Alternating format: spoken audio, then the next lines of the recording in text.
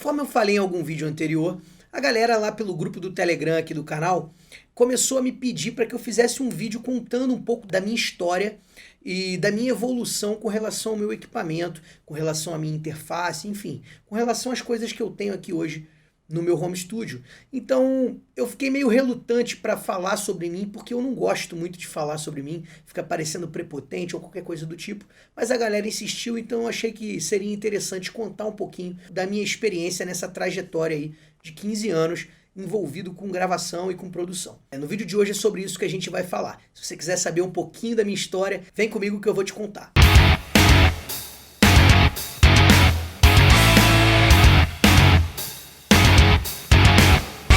E aí, beleza? Sou Rômulo Carvalho, músico e produtor musical. Você está no canal Grave Você Mesmo. Aqui abordamos sempre temas relacionados a áudio, vídeo e música de forma didática e direta ao ponto, para você aprender cada vez mais e melhorar as suas produções aí no seu home studio. E no vídeo de hoje nós vamos falar um pouquinho sobre as minhas aventuras aí com áudio, sobre as minhas histórias, mais ou menos desde quando eu comecei, os equipamentos que eu tive ao longo do tempo, como é que eu gravava, como é que se gravava na época que eu comecei, como é que se grava hoje, enfim. Tirar algumas dúvidas da galera e contar um pouco das minhas curiosidades aí, das coisas que eu vivi e o que eu aprendi ao longo desse tempo. Pra galera que acha que tudo que eu tenho hoje foi comprado assim de uma vez, que eu sou rico ou qualquer coisa do tipo, vocês não têm a menor noção de tudo que eu já passei para conquistar o pouco que eu tenho.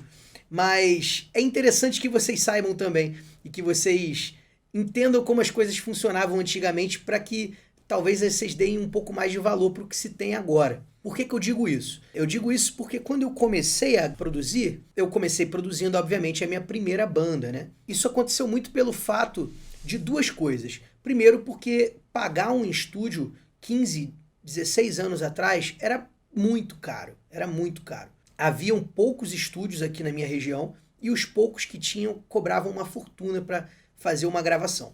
E o segundo ponto é porque começou na época a surgirem bandas como Forfan, Fresno, NX0, eram bandas que começaram, que surgiram através de gravações caseiras, né? Gravações, muitas delas acústicas, gravadas ali com aquele microfonezinho fininho que vinha com o computador, e aquilo me incentivou muito a pensar, caramba, se eles gravam assim e estão fazendo sucesso, estão tocando na rádio não, né? Estão tocando aí na internet, né? Com o surgimento do MP3, a galera distribuindo música gratuitamente na internet, eu também posso fazer. Só que eu não tinha, na época, a menor noção e nem talento para isso. Então eu comecei gravando minhas primeiras músicas no gravador do Windows. O Windows tem um gravador de áudio, onde você clica ali para gravar e ele grava o que estiver sendo falado ali no microfone. E eu comecei gravando assim, através do gravador do Windows, com um microfonezinho, aquele fininho que vinha junto com o kit, com o computador. Você comprava um microcomputador na época.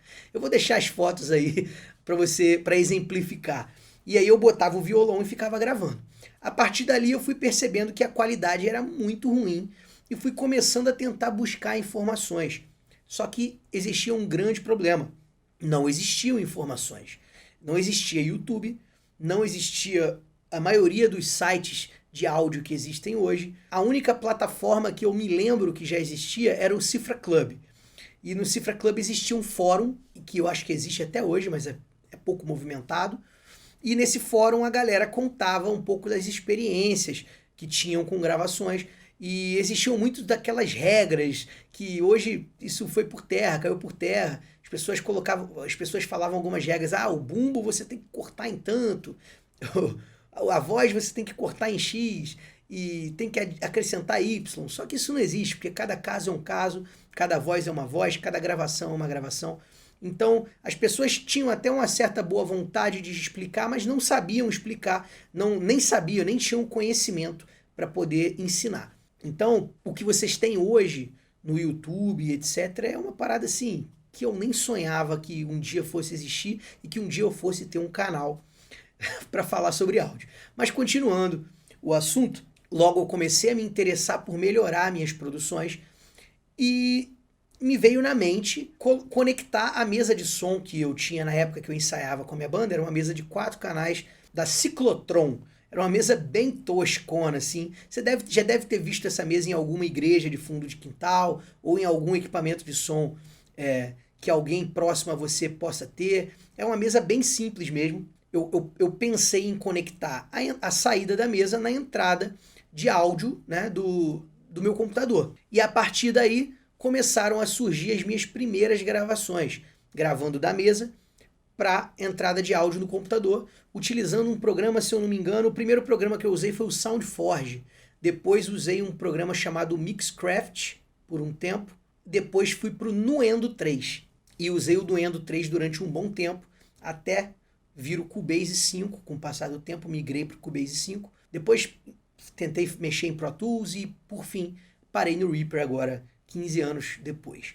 Quando comecei a gravar com a mesa de som, eu utilizava um cabo P10, né, e o outro lado um cabo P2, né, na outra ponta, para poder fazer essa conexão, e gravei assim durante um bom tempo, porque dessa forma eu já conseguia utilizar um microfone, né? A minha intenção era conseguir usar um microfone dinâmico, né, um microfone de mão, ao invés de usar aquele microfonezinho do computador, porque apesar de eu ter um microfone, sei lá, da marca, acho que eu lembro, era Leson, era um microfone tipo de karaokê, ele já tinha uma qualidade superior ao microfone do próprio computador. E assim fui fazendo os meus primeiros experimentos e gravando a minha primeira banda e lançando as minhas músicas. Até procurei essa banda no Google, mas não encontrei nenhuma gravação dela. Mas essa banda, com o passar do tempo, essa banda terminou e veio a minha segunda banda. E junto com essa segunda banda veio a vontade de evoluir nas minhas gravações. E conheci uma pessoa chamada Carlos, que é um grande amigo meu, hoje toca na minha banda, tocou em várias bandas comigo a partir daí. Ele não fazia parte da minha banda na época, mas ele me conheceu e me convidou para gravar a minha banda no estúdio dele. E quando eu cheguei no estúdio dele foi uma revolução na minha mente, porque foi pela primeira vez eu conheci uma interface de áudio. Ele tinha uma interface da Foxrite, mas era uma interface muito antiga. Se eu não me engano era Sapphire o nome da interface. Tenho quase certeza que é isso. Ela era vertical, assim. E aquilo ali mudou a minha vida, assim, explodiu a minha cabeça. Eu falei, meu Deus, eu consigo gravar com uma qualidade profissional dentro de casa. E foi a primeira vez que isso aconteceu e eu fiquei maravilhado. Falei, eu preciso comprar uma interface. Mas eu não tinha dinheiro, essa interface custava caríssimo, então eu procurei alternativas e encontrei uma interface chamada Maya 44. Essa interface era uma interface que você conectava ela na placa-mãe do computador e ela tinha 4 canais, 2 canais de entrada e 2 canais de saída. Você já conseguia conectar o P10 nela, né? E ligava o P10 atrás do computador ali, era uma bagunça, mas funcionava. Já conseguia gravar com uma qualidade superior. E utilizei essa interface Maya por alguns anos e a partir daí, quando as pessoas começaram a ouvir minhas gravações, a galera que tinha banda, né, tava na moda bandas na minha região, eles começaram a ver que a minha gravação deu um salto de qualidade e começaram a me procurar. Ah, eu também quero gravar, também quero gravar. E eu comecei então a gravar outras bandas e a partir daí começo a me considerar produtor, né? Porque a partir do momento que a pessoa te paga para você produzir uma música dela, você pode se considerar então produtor, né? Porque até então eu só tinha produzido as minhas próprias bandas. Utilizei essa Maya por alguns anos, porém eu morava numa casa onde a vizinhança era muito barulhenta e eu não tinha condições. Por várias vezes eu marcava com as bandas de irem na minha casa, as bandas chegavam lá e tava um barulho ensurdecedor de vizinho, com música alta, e eu não conseguia fazer as gravações. Então eu decidi que seria a hora de eu mudar o meu setup, eu comprar um notebook e comprar uma interface de áudio externa.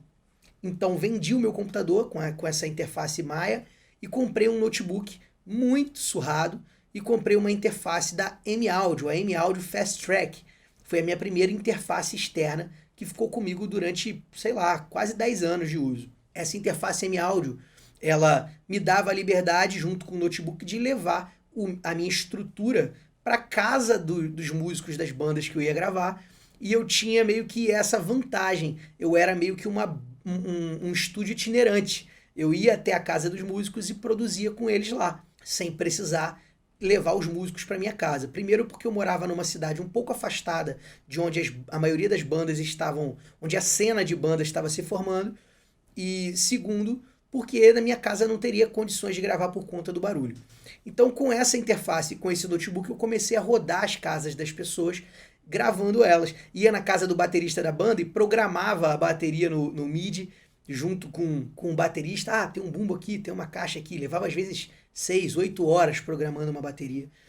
Ia na casa do vocalista da banda, gravava ele. Ia na casa do guitarrista, gravava ele. E assim eu fazia e ia conseguindo o meu dinheirinho para poder melhorar o meu equipamento aos poucos. Depois de muitos anos produzindo bandas dessa forma, eu consegui ter um espaço na minha casa, onde eu botei umas espuminhas e tudo mais. Fui evoluindo o meu equipamento aos poucos e fui, com certeza, evoluindo muito nas minhas produções, porque cada casa que eu ia gravar tinha uma acústica diferente, tinha um obstáculo diferente a ser superado, né? E isso era muito bacana e me deu um aprendizado muito grande. Depois eu consegui, com muito custo, convencer minha mãe de que eu precisava do mini system da sala dela e coloquei os mini system como monitores de áudio. Tem até uma foto aí que eu vou mostrar para vocês. E passei a trabalhar dessa maneira. Montei uma salinha no meu quarto, né? Separada da casa, e aí então consegui começar as minhas produções dentro da minha própria casa, já montando meu home studio, comprando os meus equipamentos aos poucos. Equipamentos que eu digo são equipamentos bem simples, né? Microfones melhores, mas microfones melhores tipo assim, uma cópia de um Shure 57, entendeu? Nada muito caro, porque eu era um moleque, eu tinha 18, 19 anos, que eu trabalhava mal, dava para pagar as minhas contas, minhas noitadas e etc. Mas isso me fez crescer muito como profissional, né? E com o passar do tempo fui evoluindo até que consegui comprar uma Tascam de 4 canais. E com esses 4 canais eu consegui gravar mais elementos ao mesmo tempo, né? Comecei a testar a microfonação de violão com 2 microfones, comecei a testar a microfonação de bateria. E essa interface ficou comigo por cerca de 6 meses. Isso já em 2013, 2014, talvez. E eu vendi essa interface porque eu descobri que a Behringer tinha lançado a interface FCA 1616, que é a interface que eu tô com ela até hoje. Mas eu vou contar a história dela para vocês. Comprei essa interface porque eu estava numa pira de que eu tinha que utilizar equipamentos analógicos para poder conseguir ter melhores resultados, porque eu achava que eu já tinha evoluído tudo que eu tinha que evoluir, uma idiotice da minha parte, e que eu precisava somente de equipamentos analógicos para desenvolver ainda mais a sonoridade que eu queria tirar. Então essa FCA 1616, ela tem 2 saídas de fone de ouvido independentes, ela tem 8 entradas de áudio, 8 saídas de áudio e tem também 8 entradas de inserts, que você pode utilizar um cabo específico que ele faz a entrada e a saída sem precisar usar essas entradas e saídas da interface, são independentes. Então ali eu poderia conectar um compressor, conectar um preamp, conectar, enfim, periféricos, né, para poder utilizar durante a produção. Junto com a FCA 1616, eu tinha comprado também um par de speakers, né, da Microlab, a Microlab B72, e utilizei eles durante uns 5, 6 anos, sem parar, porque eu achava que o meu mini system me entregava uma resposta muito mentirosa nos graves, e a Microlab, de certa forma, também me entregou uma resposta não muito flat, mas já era bem melhor do que utilizar os mini systems que eu tinha. E junto com a FCA 16 ia me dar um resultado melhor. De fato, me deu durante um tempo, mas as coisas vão evoluindo, né? É legal você evoluir o equipamento de acordo com a sua própria evolução, porque a partir, quando você tem um equipamento ruim e você sabe o som que você quer tirar, você começa a buscar formas de tirar o som com aquele equipamento. Então você acaba tirando leite de pedra e aprendendo a tirar o melhor som possível daquele equipamento que você tem na mão. Isso que é o mais legal. Comprei essa interface, porém essa interface veio com um problema crônico de todas as interfaces. A Behringer até tirou ela de circulação após um tempo, porque um captador simplesmente estourou enquanto eu mixava uma banda. Enquanto eu gravava uma banda, na verdade, estourou um capacitor, fez um maior barulhão e ela parou de funcionar. Eu levei em vários técnicos, ninguém conseguia consertar. E aí então eu comprei uma Presonus 96 para me quebrar um galho, ela era usada mesmo, enquanto eu não conseguia consertar a Behringer. Isso já em 2016, 2017, né? Fiquei usando essa Presonus e comprei em 2018 já um par de Yamaha HS5. E aí sim foi uma revolução na minha mente e nos meus ouvidos, que eu pude ouvir tudo com muito mais clareza. Hoje, a Presonus deu defeito, eu consegui achar alguém que consertasse. a FCA 1616, que é uma interface incrível e eu utilizo ela até hoje. Foi um caminho muito longo até chegar nesse equipamento que eu tenho hoje, que nem é um equipamento top de linha, mas é um equipamento bacana para quem trabalha com home studio. E gravei muitas bandas para poder alcançar esse objetivo e fui comprando as coisas sempre aos poucos, comprando sempre de acordo com a minha necessidade. Quando eu achava que não conseguia mais tirar o som, porque o equipamento estava me deixando numa situação de limitação, aí sim eu comprava. Enquanto eu não conseguisse tirar o melhor som daquele equipamento, que eu achasse que o equipamento estava me entregando o melhor que ele podia me entregar, eu não mudava de equipamento. E eu acho que é essa a noção, essa é a ideia do vídeo de hoje. É falar para você o seguinte: você tem tudo na mão.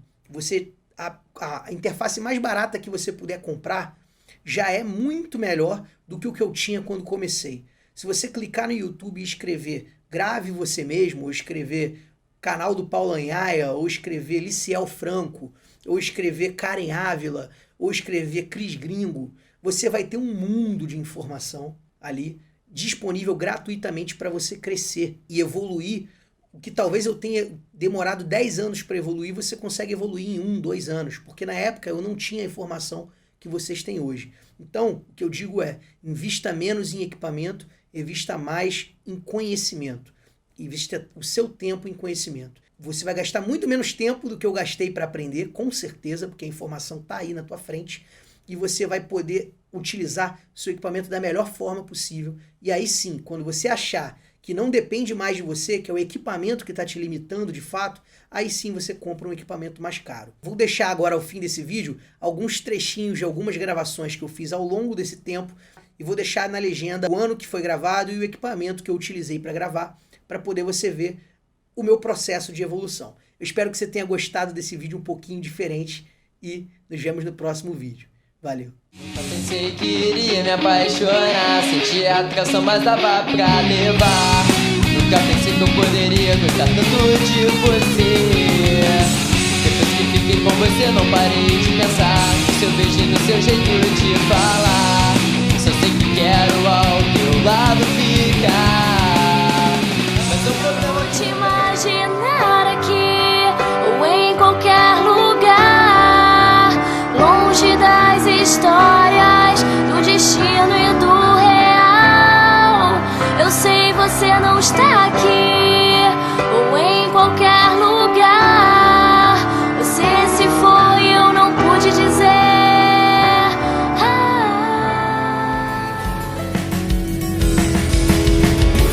Mas há de vir o sol pra sempre iluminar o caminho que ando só, mas que posso te encontrar.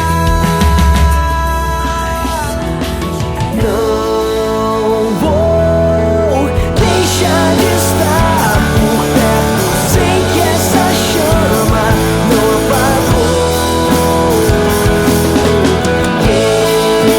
Então vamos crescer, é certo e reaprender. Dessa vez eu não vou mudar quem sou por ninguém. Estou bem como estou. I'm losing control, but I'm not mad. Crying all the night, but I'm not sad. Everything around is so unreal, and I don't understand because é toda vez que eu te olho, e é toda vez que eu te beijo, me vem essa vontade louca de tirar sua roupa e a gente namorar. E é toda vez que eu te... A beleza da vida é ver uma flor se abrindo, ouvir um galo cantar, uma criança sorrindo. Essa vida é tão bela, sigo feliz e cantando, não quero te ver chorando. Minha missão é o rap, minha missão é cantar. Um dia minha música vai chegar em seu lar. Deus nunca esqueceu de mim. Eu não me canso, as luzes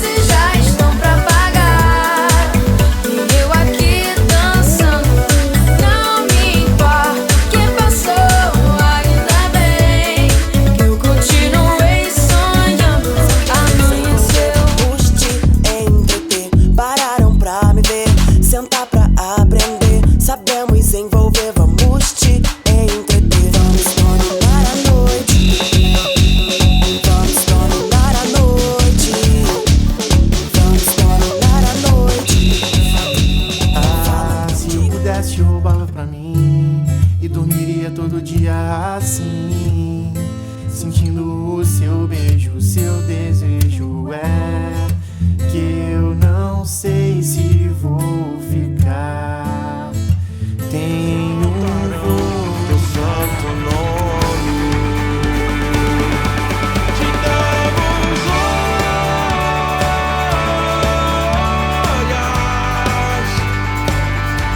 te damos olhos.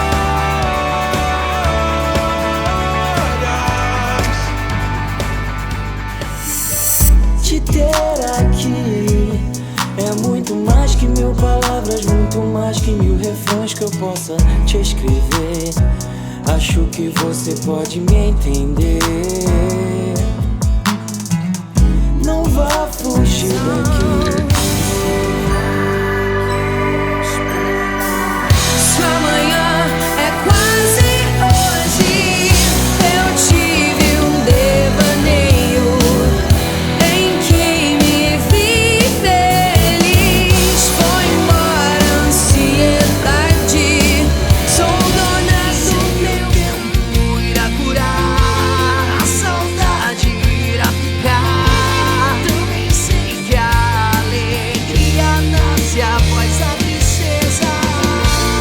Essa chuva irá secar. E agora como vou dizer? Você foi pra uma ilha.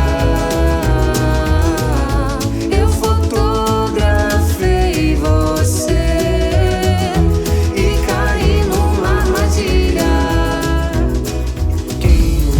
Pensei que fosse um sonho, sei lá, que era só